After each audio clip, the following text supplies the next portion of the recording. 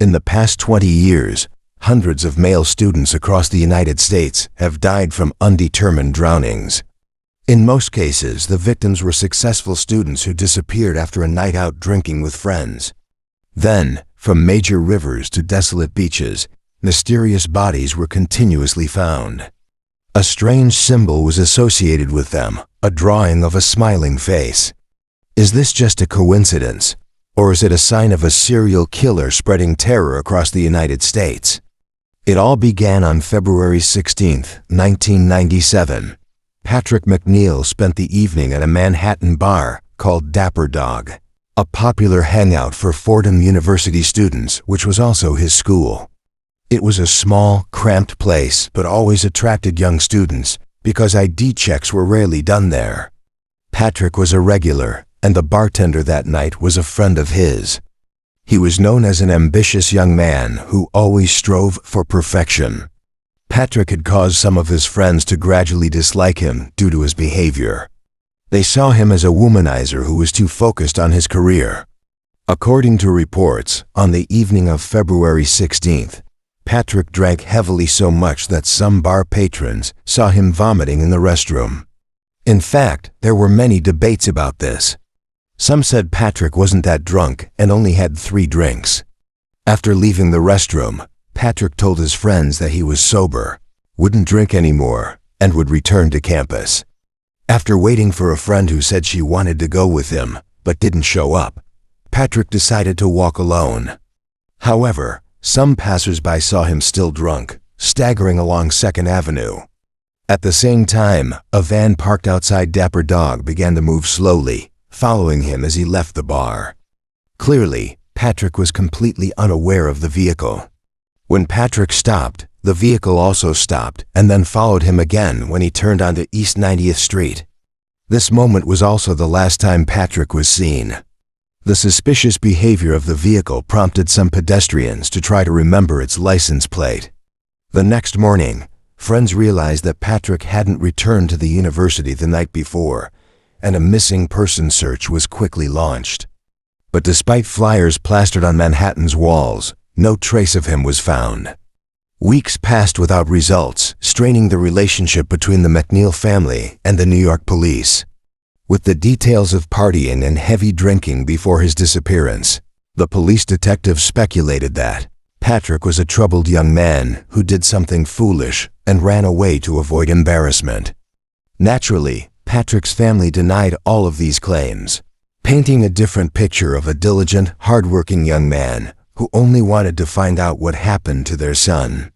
After many efforts, on April 7, 1997, the answer to Patrick's fate finally appeared, but it was not what his parents had hoped for. Patrick's body was found floating on the East River, near the Brooklyn Pier, about 20 kilometers from where he was last seen. He was only wearing jeans and thin socks.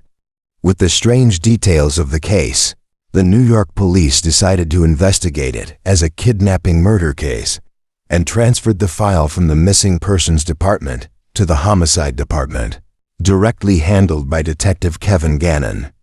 After reviewing the evidence, Detective Gannon discovered that the condition of the body did not match that of someone who had died 2 months earlier and had been in water for several weeks. The post-mortem discoloration due to blood pooling on the front of the corpse was completely inconsistent with the theory. Gannon also noticed signs of rope and burn marks in the autopsy images, particularly on the neck, but the forensic pathologist claimed those marks were from post-mortem blood clots that would create indentations on the body. Gannon didn't believe the theory that Patrick was so drunk that he fell into the river or undressed on his way home and jumped into the water. This was because, after hearing some testimonies that Patrick hadn't drunk more than 3 glasses, Gannon argued that for him to be in such a severely drunken state, someone must have drugged him. The detective believed the drug used was GHB, commonly known as a date rape drug. It makes the drinker appear drunk, causes memory loss, and impairs motor control. The drug works quickly and is almost undetectable in post-mortem examinations. The detective also wanted to know who was in the van, as he was certain this person was somehow involved in the case. Gannon pushed for a search for the van, but because only a partial license plate was recorded by a passerby, he requested the police department to conduct a lawman search, scanning all 15.6 million vehicles registered in New York State to find the suspicious van. This process is usually done in murder cases, but Gannon was shocked when the police department refused to grant the request, citing a $1,200 cost as too much. This was because, after reading the autopsy report, there was no reason to believe Patrick's death was a murder, warranting the expense on a futile search. Remember that the detailed report of rope marks and burns wasn't included. On April 16th, the medical examiner determined that Patrick had a high blood alcohol level of 0.16, and according to the New York police, the case was closed with the conclusion that a drunk young man had accidentally fallen into the river and drowned. However, Detective Gannon completely disagreed with this conclusion to the point that he promised Patrick's parents he would find out who killed their son. Remember, there were still many inconsistencies in the case. Firstly, for Patrick to reach the East River from 90th Street, he would have to cross FDR Drive, a two-level road with heavy traffic of up to 6 lanes. It would be very difficult for a drunk young man to walk across this road without getting hurt.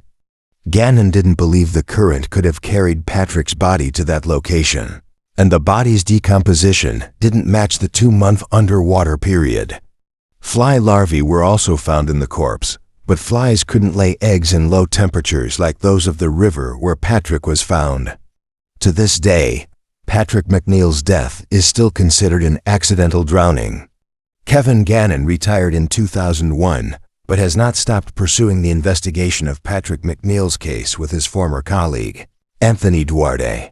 One day, after they happened to watch a special program on CNN about a series of suspicious drownings in the Midwest, the two connected with Professor Gilbertson, who had been researching mysterious deaths in the area for years. The group then began collecting clues and realized that the victims were often college students around 21 years old, all white with healthy bodies, often drowning and being found months later in large bodies of water. Their hypothesis was that someone kidnapped the victims, held them somewhere for weeks, as evidenced by rope marks, possibly torturing them based on the burn marks on the bodies, and then dumped them in the water to complicate the investigation. In 2006, the group began traveling across the United States to visit all the locations of these drownings and realized that several drawings consistently appeared at the sites where the bodies were found. According to statistics, there were up to 12 different symbols, but the most frequently appearing was a smiling face. The coincidences in these cases raise questions about whether they are connected. On New Year's Eve in 1997, Larry Andrews, a college student, was last seen with friends on 42nd Street near Times Square. His girlfriend had been killed by a drunk driver on Christmas Eve in 1994, and since then, Larry had done everything to stay positive and avoid falling into depression. At the New Year's Eve party, he reportedly left his group of friends and headed alone towards Grand Central Station on 42nd Street, only to disappear without a trace. 43 days later, almost exactly a year after Patrick disappeared, on February 12th, Larry was found in the East River at the same location where Patrick was found, next to the Brooklyn Pier. Once again, the police immediately concluded that a drunk young man had fallen into the water and drowned. According to the investigating authorities, the similarities to Patrick's case were merely coincidental. A notable detail of the incident was a smiley face sprayed on a wall at the scene, and this symbol frequently appeared in the days after the body was discovered. Larry was concluded to have drowned accidentally, and the case was quickly closed. On New Year's Eve in 2000, Brian Welzane, 21, was last seen in Chicago. He also disappeared suddenly and was found 77 days later on a beach in Gary, Indiana. Investigators believe that after getting drunk on New Year's Eve, Brian accidentally fell into Lake Michigan, and the current then carried his body 50 kilometers over the 2.5 months he was missing. Again, Brian's death was considered an accidental drowning.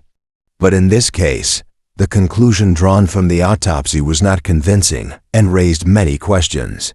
The condition of the body when found was completely inconsistent with a corpse that had been underwater for 77 days, as decomposition was only in the initial stages. Concerns about this led the detective in charge to request a second autopsy. After noting that there was no liquid or sand in the victim's lungs or stomach, examiners concluded that Brian had died before he fell into the water, and the body was discovered no more than 36 hours after death. The case was immediately reopened, and the investigation is still ongoing.